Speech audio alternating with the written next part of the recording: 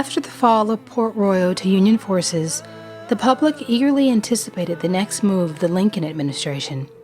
With 10,000 abandoned slaves now labeled contrabands of war flooding the Union's army camps, would President Abraham Lincoln take a public stance against the institution of slavery? As the war waged on between the Union and the Confederacy, historian Willie Lee Rose documents public criticism of the administration.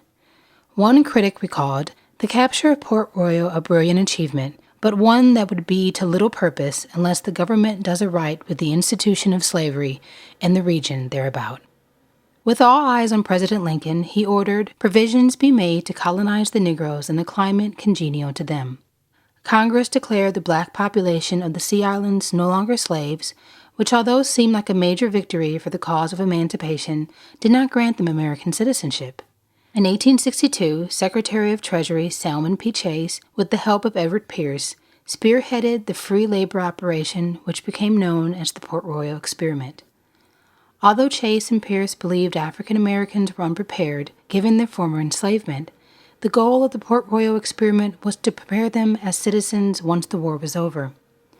If the Sea Islands proved to be a success, Edward Pierce believed that the Port Royal Experiment would serve as a national model for emancipation. With the capture of the South Carolina Sea Islands months before, the Union could employ the black population to harvest the uncultivated cotton and make enough money to sustain their war efforts. The black men and women would be paid for their labor, educated, and given a chance to acquire land of their own for agricultural production.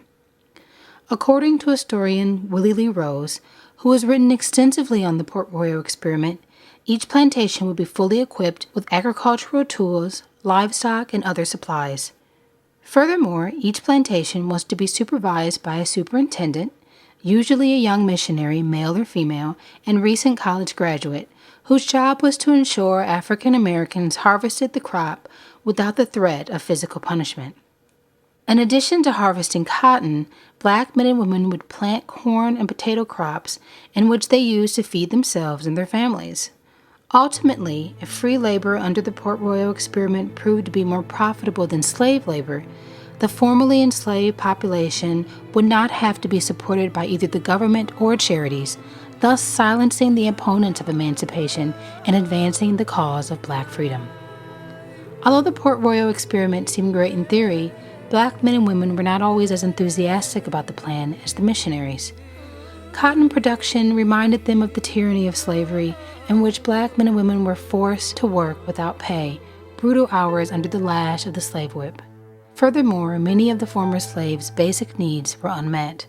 Despite the change of status, the black communities in the Sea Islands had little to eat and were still scantily clothed. Death and sickness pervaded due to a lack of adequate medical care, and they were not always paid in a timely manner. This led them to initially rebel against the labor experiment.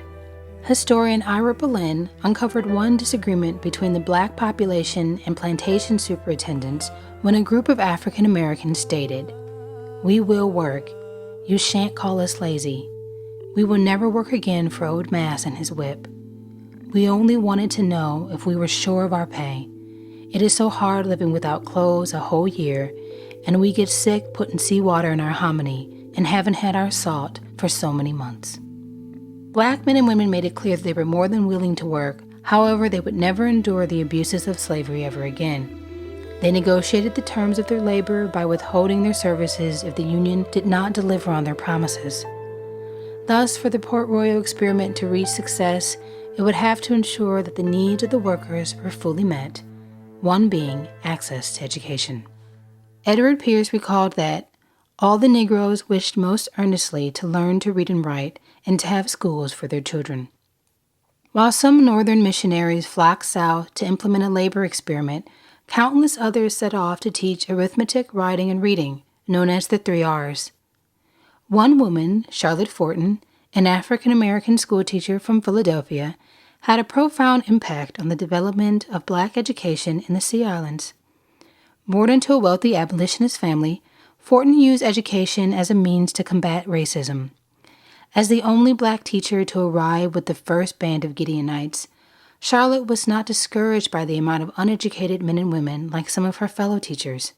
In a journal entry from December 1862, she remarked we had an immense school today of 147. I had 58, at least two-thirds of whom were tiny ABC people.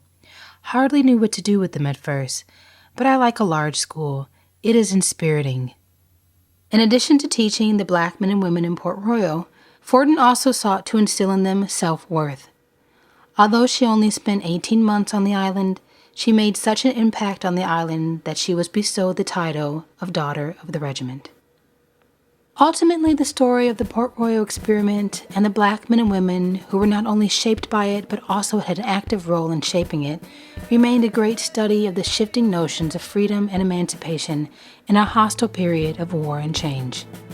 Although we have come to understand the South Carolina Sea Islands as a rehearsal for Reconstruction, we must ask ourselves to what extent were the notions of citizenship actually reconstructed for black men and women.